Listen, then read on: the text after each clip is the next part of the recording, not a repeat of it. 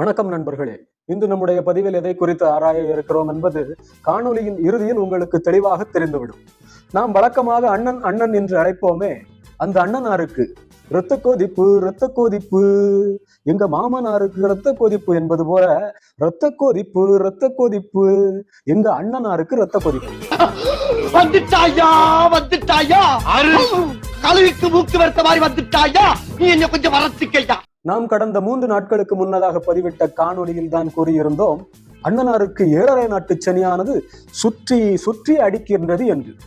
ஒருவேளை அந்த காணொலியை பார்த்து இருப்பாரோ என்னவோ, என்ன கருமமோ என்ன கருமாந்திரமோ தெரியவில்லை. ஓஹோ, அப்படியானால் 7.5 நாட்டு சனி நம்மை சுற்றி சுற்றி அடிப்பதனால்தான் தொடர்ந்து இப்படி நாம் அல்லோலப்பட்டு கொண்டிருக்கின்றோமோ என்று சிந்தித்து ஆய்ந்து தெளிந்து காடு மேடுகளில் அலைந்து உழைத்து வாழ்ந்து உடலை முறுக்கு கம்பி போல வைத்திருந்ததனால் முருக்கன் என்று பெயர் பெற்று அதுவே மருவி முருகன் என்றான அவருடைய முருக பெரும்பாட்டனாரை மறந்துவிட்டு ஒதுக்கிவிட்டு அவரை சற்று புறம் தள்ளி வைத்துவிட்டு சனீஸ்வர பகவானே நின்னடி சரணங்களை பற்றி பிடிக்க வந்தேன் என்று அவரை சந்தித்து கதறி தீர்த்து விட்டு வீடு திரும்பி வந்திருக்கிறார்.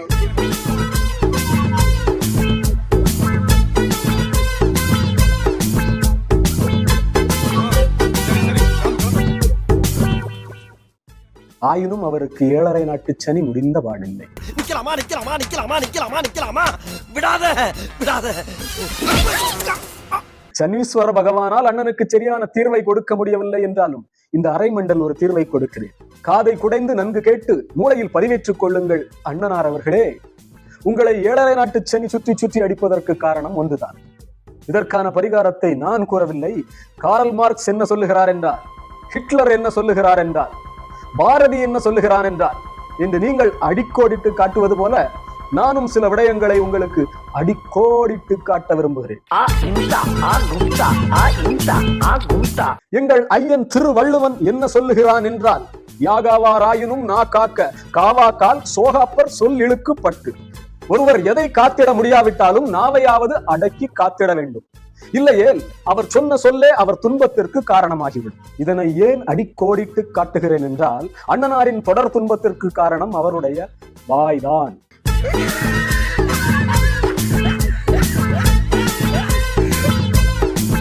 வாய் மட்டும் இல்லை என்றால் நாய் கூட அண்ணனை மதிக்காது என்பது ஒருபுறம் இருந்தாலும், தற்போதைய அரசியல் சூழலில் அண்ணன் தொடர்ந்து பேசிக் கொண்டிருந்தால் நாம் டம்ளர் என்ற கட்சியே இல்லாமல் போவதற்கும் அதிகப்படியான வாய்ப்புகள் இல்லை.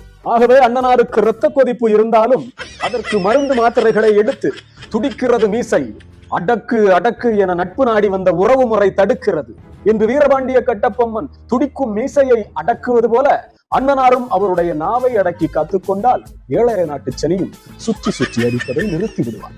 என்னங்க எங்க அண்ணன் என்ன சொல்றாரு கேட்டு சொல்லுங்க. இவன் எங்க இருக்கான்டா? ஏய், மேல என்ன பண்ணிட்டு இருக்க? வரவு செலவு கணக்கு பாக்குறேன். கீழ வா. வரமாட்டேன். கீழ வா. வந்தா என்ன அடிப்ப.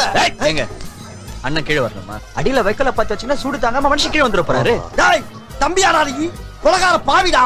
சரி, அண்ணனாருக்கு பரிகாரத்தை கூறிவிட்டோம். இப்போது அண்ணன் விதைத்த வினைக்கான வினையை எடுத்து வைப்போம்.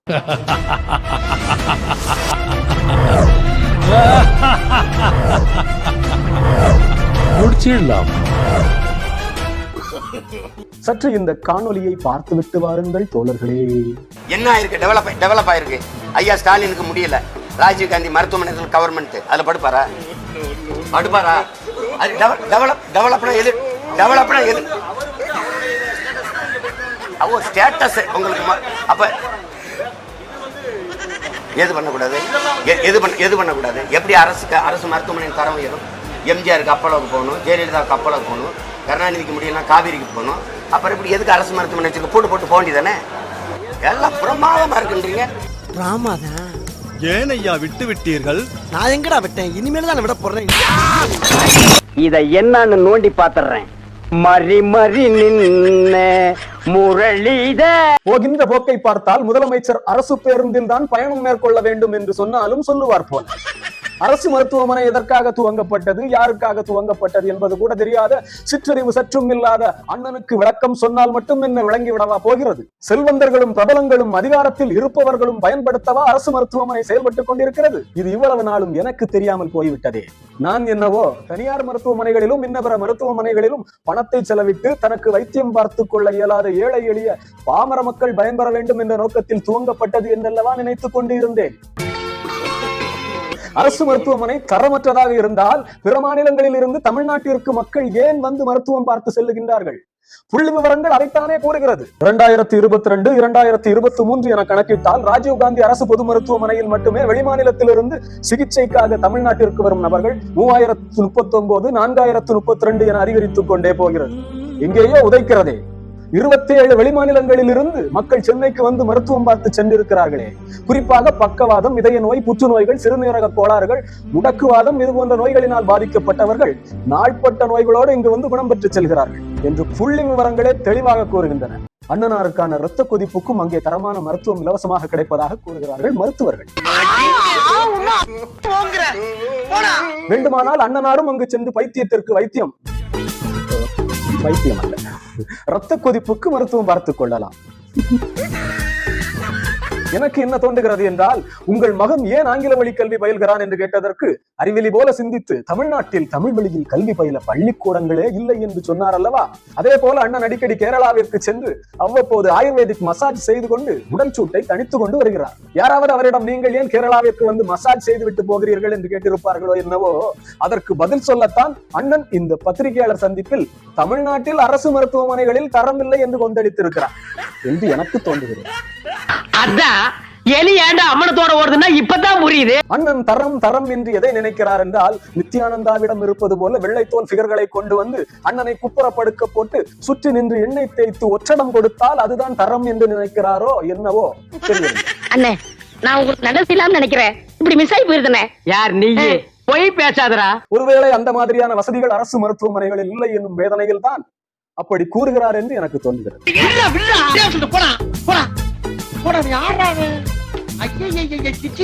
எய்ம்ஸ் மருத்துவமனை மற்றும் தனியார் மருத்துவமனைகளின் உள்கட்டமைப்பை போலவே தமிழகத்திலும் அனைத்து வசதிகளும் அடங்கிய மருத்துவமனை அமைக்கப்பட வேண்டும் என்ற நோக்கத்தில் தொடங்கப்பட்டதுதான் ஓமந்தூரார் பன்னோக்கு உயர் சிறப்பு மருத்துவமனை. தனியார் மருத்துவமனைகளில் வழங்கப்படும் உயர் சிகிச்சைகளை மக்களுக்கு இலவசமாக வழங்குவதே இந்த மருத்துவமனை உருவாக்கப்பட்டதன் முதன்மை நோக்கம். ஒரு மருத்துவமனை அமைக்கப்பட வேண்டும் என்று எடுத்த போக்கில் இம்மருத்துவமனை அமைக்கப்படவில்லை. இதற்கான உயர் மட்ட குழு ஒன்றை அமைத்து இந்தியா முழுவதும் உள்ள தனியார் மருத்துவமனைகளில் வழங்கப்படும் சிகிச்சை முறைகளையும் வெளிநாடுகளில் பயன்படுத்தப்படும் உயர்தர கருவிகளையும் குறித்து ஆய்வு நடத்தப்பட்டு துவங்கப்பட்டது. இங்கு மொத்தம் 113 மருத்துவர்கள் பணிபுரிகின்றார். மருத்துவமனை தொடங்கியது முதல் 50,000க்கும் மேற்பட்ட அறுவை சிகிச்சைகள் மட்டுமே செய்யப்பட்டுள்ளது. அதில் 90 விழுக்காடு அறுவை சிகிச்சைகள் மிகவும் அரிய வகை நோய்கள் சம்பந்தப்பட்டதாகும். இதன் மூலம் சராசரியாக 40,000 குடும்பங்கள் காப்பாற்றப்பட்டிருக்கிறது. தனியார் மருத்துவமனைகளிலிருந்து காப்பாற்ற முடியாத நிலையில் இங்கு வந்த நோயாளிகளை உயர் சிகிச்சையின் மூலம் காப்பாற்றி இருக்கிறார்கள் அங்குள்ள மருத்துவர்கள். இதுபோன்று உயர்தர சிகிச்சைகள் அளிக்கப்பட்டும் சீமான் போன்ற தற்கூரிகளுக்கு இது குறித்த விழிப்புணர்வு இல்லை என்று உணரும் போது வருத்தமாகத்தான் உள்ளது. புகா புகா என்று அழ தோன்றுகிறது. என்னப்பா ஏன் எமோஷன் ஆயிட்ட?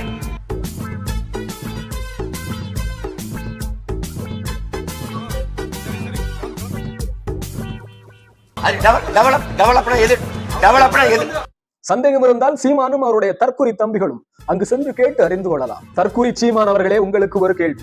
உயர் பாதுகாப்பில் இருக்கும் முதல்வரை அரசு மருத்துவமனையில் சிகிச்சைக்கு அனுமதித்தால் அவருக்கு கொடுக்கப்படும் அந்த பாதுகாப்பு வளையத்தால் ஏழை எளிய மக்கள் பாதிக்கப்படுவார்களா இல்லையா?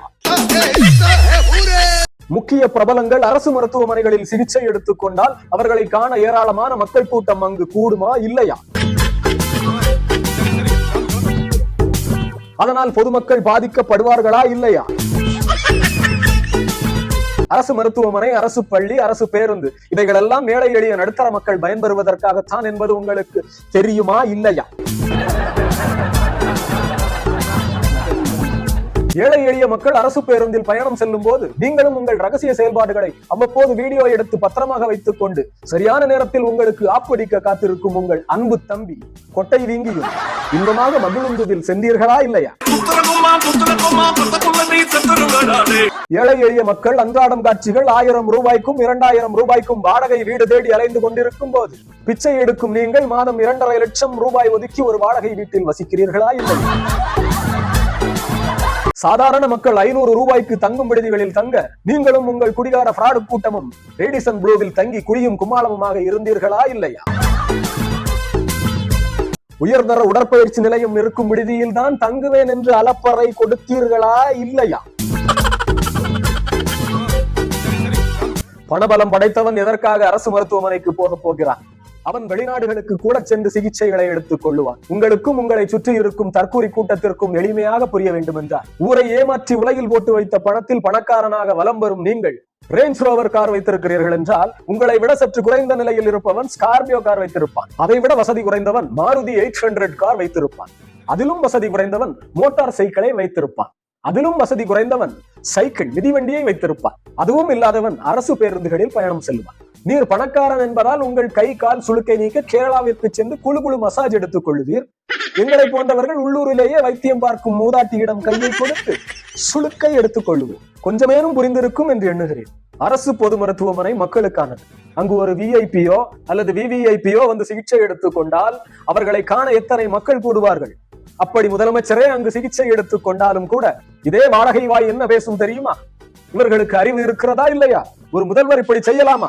மக்களுக்கு எவ்வளவு இடையூறு ஏற்படுகிறது, அவருக்கு இருக்கும் வசதிக்கு இங்குதான் மருத்துவம் பார்க்க வேண்டுமா என்று பேசும். எந்த விஐபியும் அரசு மருத்துவமனையில் சேர வேண்டிய அவசியம் இல்லை.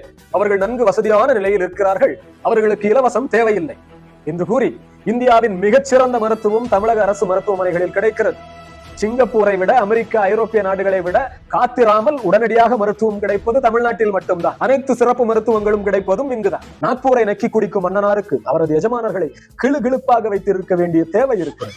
அதனால் அவர் கண்டதையும் உளறிக் கொண்டிருப்பார். ஆகவே புதிதாக சீமான் பதிவுகளை காணும் தம்பி தங்கைகள் அண்ணன் பேசுவதை நம்பி ஜோம்பிகள் கூட்டத்துடன் இணைந்து விடாதீர்கள். உண்மை நிலவரம் என்ன என்பதை நன்கு ஆய்ந்து அறிந்து தெரிந்து கொள்ளுங்கள். வரும் IPS அடித்த அடியில் மூளை கலங்கி குட்டி குஞ்சான்ஸ் போல பேசிக் கொண்டிருக்கிறார் உங்கள் அண்ணன். அரசு மருத்துவமனைகளில் மக்களுக்கு ஏதாவது குறைகள் இருந்தாலும் அதனை உடனே தெரியப்படுத்தவும். அங்கு இருக்கும் அரசு ஊழியர்கள் சரிவர தனது கடமையை ஆற்றாவிட்டாலும் அவர்கள் மீது நீங்கள் உடனே புகார் அளிக்கலாம். 24 மணி நேரமும் தொடர்பு கொண்டு நீங்கள் புகார்களை அளிக்கலாம். அரசு ஊழியர்கள் தவறு செய்தால் உடனடியாக நடவடிக்கை எடுக்க அரசு காத்துக் கொண்டிருக்கிறது. புகார் கொடுக்க வேண்டிய எண்ணும் அரசு மருத்துவமனைகளில் எழுதப்பட்டிருக்கும். அதனால் இந்த மதிகட்டு போன மங்காவிளை மாந்தையனை யாரும் நம்ப வேண்டாம் என்று கூறி விடைபெறுகிறேன். நன்றி, வணக்கம்.